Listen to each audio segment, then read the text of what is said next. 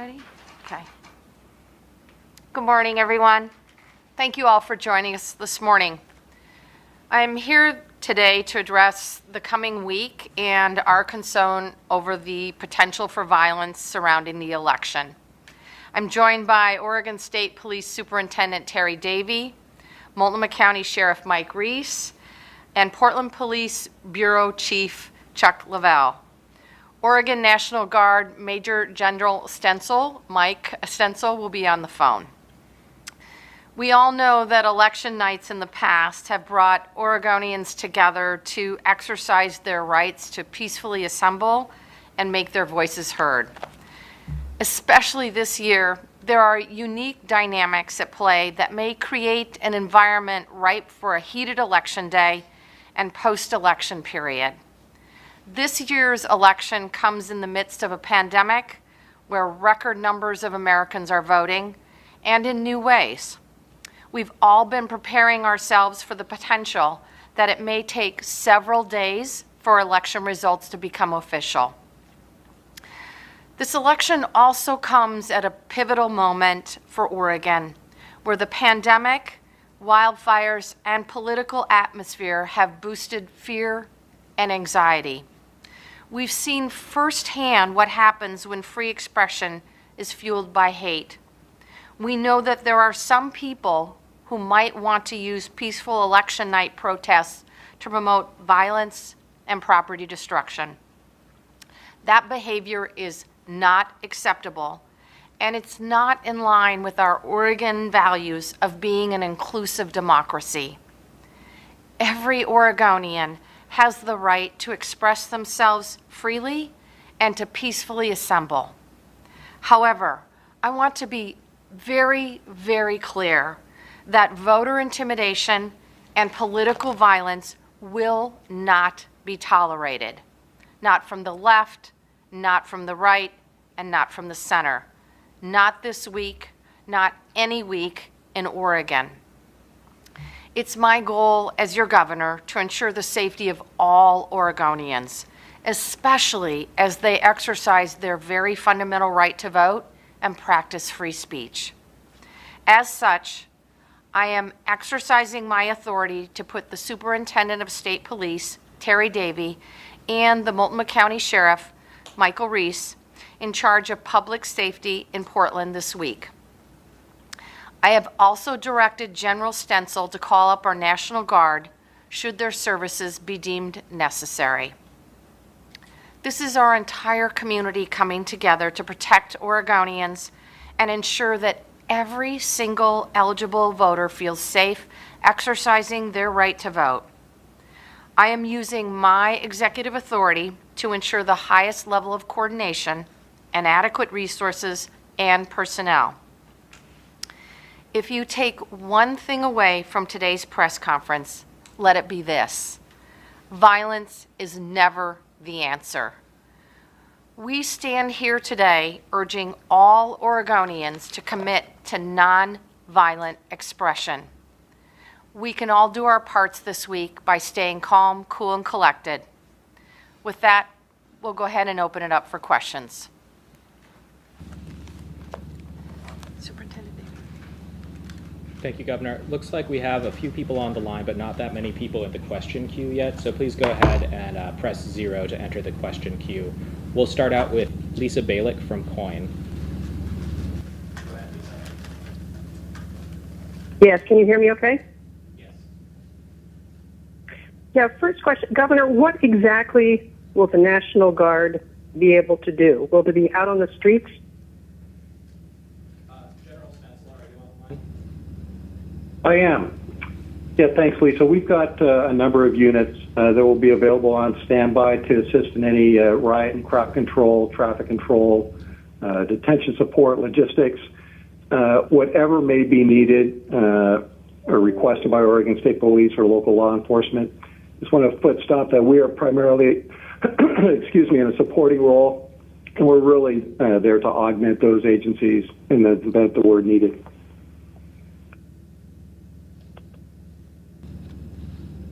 Thanks, Lisa. Are you also, I have another Coin reporter in the queue. Is that you as well, Lisa? No, it's not. Okay. We'll go to Elise from Coin.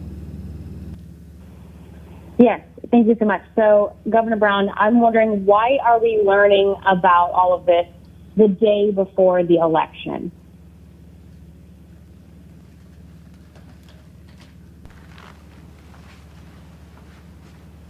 Can you hear me?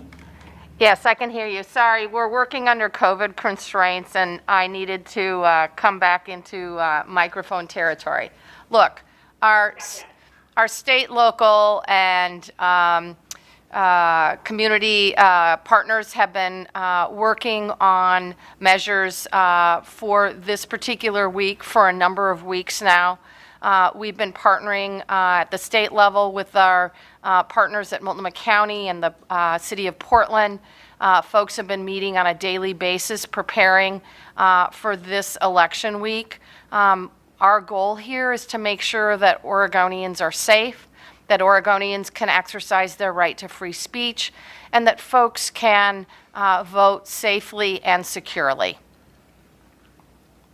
I guess I'm just wondering why the announcement didn't come sooner and why it's just the day before.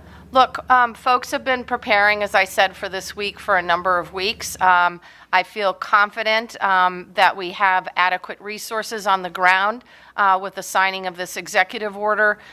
We wanted to make sure that there was an adequate number of persons to assist, and that we can keep the peace, that we can make sure that people can protest peacefully, and that no further property destruction will occur. Looks like we have a few people in the queue now. We'll go next to Tess Risky with Willamette Week. Go ahead, Tess. Hi, this question I think is for Chief Lavelle. I'm wondering, will Portland police officers be able to use tear gas following the governor's executive order? This is Chief Lavelle. The governor's executive order puts us under her control. So if need be, that tool will be available at the direction of Oregon State Police or Multnomah County Sheriff's Office. I'm going to have Superintendent Davey respond to that as well.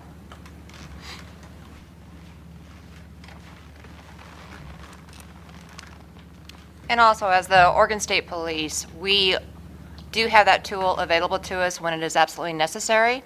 And given the situation that is unknown this week, and we do not know exactly what is going to transpire, we hope for a very peaceful election cycle and gathering peacefully in protest. And if it comes down to a decision must be made, it'll be under unified command with Sheriff Reese and myself and in consultation with Chuck Lavelle. Thanks, Tess. We'll go next to Pat Duras with KGW. Go ahead, Pat. Good morning. So a couple quick questions. One, I'm wondering, Governor, if this is historic. I can't remember the National Guard being called up or put on standby for an election in Oregon in the 30 years that I've been here. Also, I'm wondering what conditions would trigger the call-up of the National Guard, or are they going to just sort of be on the streets ready to go, and how many members should we expect? Thank you. The last question, and I'll come after the first question. This is Superintendent Davey. As far as what the National Guard will be utilized for, it's still in the planning process. We do not know exactly what is going to transpire this week. As I said, we hope absolutely nothing. It'll be very peaceful protest and everybody exercising their right to freedom of speech. However, if in fact something is needed and the soldiers that do make up our Oregon National Guard are called upon, we will assess at that time where they're most needed.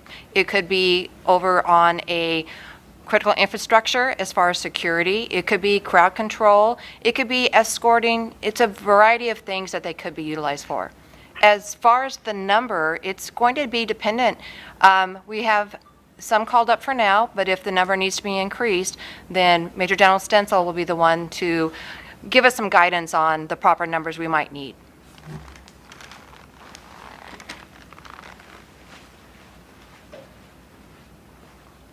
And are you able to say how many are called up already? Pat, this is Governor Brown. I'm not able to answer that question.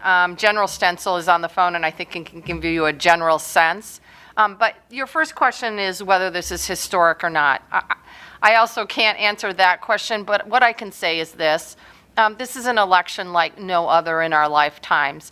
I know that governors across the states are taking adequate measures to ensure that the law enforcement community has the resources that they need, that we have the people power that we need to keep our constituents safe.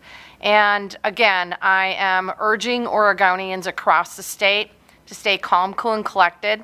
We know from prior elections that sometimes it takes a couple of days for the vote to be fully counted. That's not unusual here in Oregon.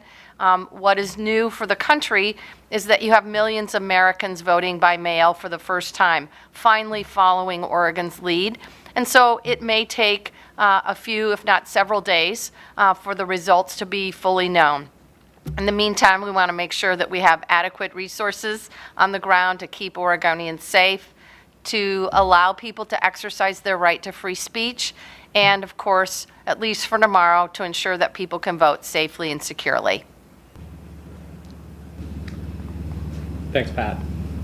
Looks like we have quite a number of people in the queue now, so we'll go next to Gillian with the AP. Go ahead, Gillian. Hi, Governor and everyone else. I was just wondering, the previous protest plans have involved the federal deputation of state troopers and Portland police officers. I'm wondering if that is part of the plan in this instance, and what the negotiations have been surrounding that, given the past issues with that. That is not part of the plan for this week.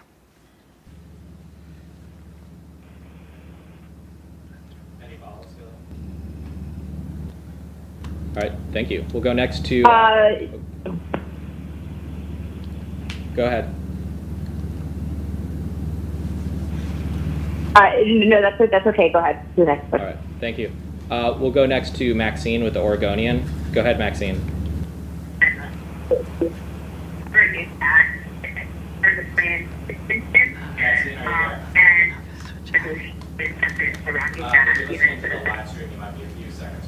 go next to Dirk Vanderhart with OPB. Go ahead, Dirk. Yeah, thanks. A couple questions here. The first is, in the past when we saw this, it seems that OSP and MCSO participation was contingent on them being in the lead because they wanted the opportunity to use tear gas. Is that the case now? Is them being in the lead, is that the only reason they are agreeing to participate once again? And second, Governor, given that that does pave the way to tear gas, if needed, is that a tactic you support personally if you know, MCSO or OSP deems it necessary? Dirk, thank you for the question. This is Sheriff Mike Reese, and we appreciate the governor's use of her executive authority to create a unified command. It allows all of the law enforcement agencies in Multnomah County to work collaboratively in alignment, certainty about what we're going to do, and to give us the resources necessary to keep the peace in our community. We want to use no force at all in this election process. Our goal, our overarching goal, is to keep the peace, to have a visible presence so that people can vote peacefully and engage in our democratic processes, and for us to support that. And the governor's order to create a unified command is simply there to allow us to work in a collaboration and a model that was very successful on September 26th. So, Sheriff, the question is, would your deputies be involved without this structure? We've been planning with the Portland Police Bureau and the Oregon State Police for several weeks on responding to the potential for election violence, but also just to, again, keep the peace in our community, have a highly visible presence to ensure that people feel safe in voting and that there won't be any voter suppression or intimidation. Yeah, but you didn't answer whether you would be involved without this structure. As I said, yes, we've been working together for several weeks, And this allows us, again, to work in a unified command model that was very successful on September 26. Thanks, Dirk. We've got a number of Governor, people do you have an answer to that second part piece, though, Governor, about the use of tear gas and your personal opinion?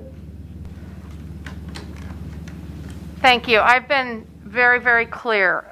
My goal in issuing this executive order is to make sure that the law enforcement community has the resources that they need and the people power that they need to keep Oregonians safe, to ensure that Oregonians can protest peacefully, both during and after the election, and to ensure that the elections can be held safely and securely.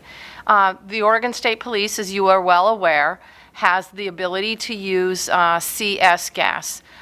They use it under extremely limited circumstances and use it in the situation to save lives and keep people safe. Law enforcement needs these tools at times to keep Oregonians safe and to protect property. Thanks, Dirk. We've got a number of people waiting to ask questions here, so I'm going to move on. Maxine, are you there? Yes, I'm here. Can you hear me? Yes, go ahead. Governor, thank you for your time. I wanted to find out what coordination your officers, state police, sheriffs have had with federal officers, and also if there have been any specific threats of violence or complaints of voter intimidation in the state thus far. Other than comments from the President of the United States discouraging Americans from voting by mail, I am not aware of threats and suppression happening throughout Oregon. I do know that students at our universities were concerned about the safety and security of vote by mail because of the President's comments. I find those extremely concerning, that the President of the United States would take active efforts to suppress the power of the vote and the power of Americans to exercise their very fundamental free speech right. I am not aware of specific instances happening in Oregon other than that. Thanks, Maxine. And Maxine, this is Superintendent Davey. I'd like to add on that the question you had asked about, are we in communication with federal officers? And state police is a statewide agency, and we always have open lines of communication with the federal officers that we deal with on a daily, weekly, monthly basis.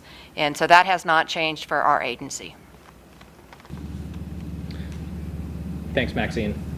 We've got a written question here from Alex Zielinski with the Portland Mercury. Alex asks, what is the duration of OSP and the Sheriff's Office jurisdiction over Portland? When will it begin and when will it end? Hello, this is Superintendent Davey again. As far as when it'll begin tonight at 5 p.m. and it runs for approximately 48 hours. And during that time period on Wednesday afternoon, the governor can reassess the situation that Oregon is looking at specifically here in Multnomah County. Thanks, Alex, for the question. We'll go next to Gary Warner with EO Media. Go ahead, Gary. Yes, hi, Governor. Thanks for taking time this morning. We received a letter today from the Institute for Constitutional Advocacy and Protection at the Georgetown University Law Center that monitors militia activity, noting a incident over the weekend that occurred at Lively Park in Springfield at a voter ballot drop. I know that most of this activity you're talking about today is geared towards what might happen in Portland, but what's being done to ensure that there isn't intimidation of voters elsewhere in the state at this time? So, Gary, this is Superintendent Davey again, and I can give you some information on that. I know since we have 36 counties here in Oregon, there are all different types of law enforcement agencies, county, local, and state that are involved in this topic. And you are correct, there was an incident down in Springfield over the weekend, and the local law enforcement is very aware they're aware of it, and they're working with the state police in that area, and so is the county. As far as what we're doing statewide, it's communication. It's preparation and planning to make sure that all the elections, county elections, are in communication with their law enforcement. I know that Sheriff Reese has been in constant communication here in Multnomah County to ensure that all the deputies and the police officers in the area understand where the drop boxes are, and to ensure that those that do use the drop boxes do feel safe when they do that. I guess my question would be, being aware of an incident doesn't tell me really anything about what sort of action is being taken on these sort of things. Are you doing anything proactively out of concern for these sort of incidents? Gary, this is Superintendent Davey again. I think the specific incident down in Springfield I'm not going to address today. However, what are we doing? A lot of it is through communication. It's the preparation and planning that goes into it to make sure that our officers, our deputies, and our troopers are aware of where the ballot locations are so that they can ensure that there is not issues of voter suppression occurring in those locations. And it's through communication, and if Sheriff Reese would also like to add to that on what he's done here locally, he can provide information.